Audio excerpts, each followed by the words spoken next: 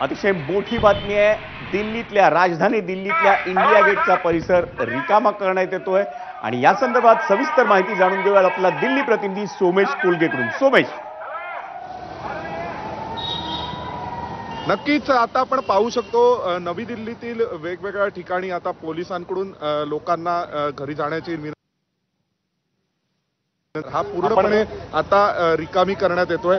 आणि जर पाहिलं तर या दिल्लीतील हे सगळे असे परिसर आहेत जिथे रात्री उशिरापर्यंत लोक उपस्थित असतात आणि विशेषतः इंडिया गेटच्या परिसराचं वैशिष्ट्य असं आहे की इंडिया गेटच्या परिसरामध्ये खूप मोठ्या प्रमाणावर तटरक्षक दलाचं मुख्यालय आहे, त्याच्या शेजारीच आर्मीचे हेडक्वार्टर्स आहेत। त्यामुळे इंडिया गेटचा परिसर हा आता संवेदनशील परिसर आहे आणि त्यामुळे इंडिया गेटचा परिसर हा पूर्णपणे रिकामा करून आता पोलिसांनी आपल्यालाही विनंती केली आहे की प्रत्यक्ष त्या परिसरातून चित्रीकरण करू नये, कारण हा परिसर सुरक्षेच्या दृष्टीने खूप संवेदनशील आहे। आजूबाजूला या परिसराच्या सर्व सुरक्षा दलाची मुख्यालय आहेत, अनेक सुरक्षा दलाच्या प्रमुख अधिकाऱ्यांची कार्यालय ही या इंडिया गेटच्या परिसरामध्ये आहेत। त्यामुळे इंडिया गेटचा परिसर पूर्णपणे रिकामा करून तिथे थोड्या वेळाने ब्लॅकआउटही केलं जाणार असंही कळतंय। त्यामुळे एक प्रकारे सर्व नागरिकांना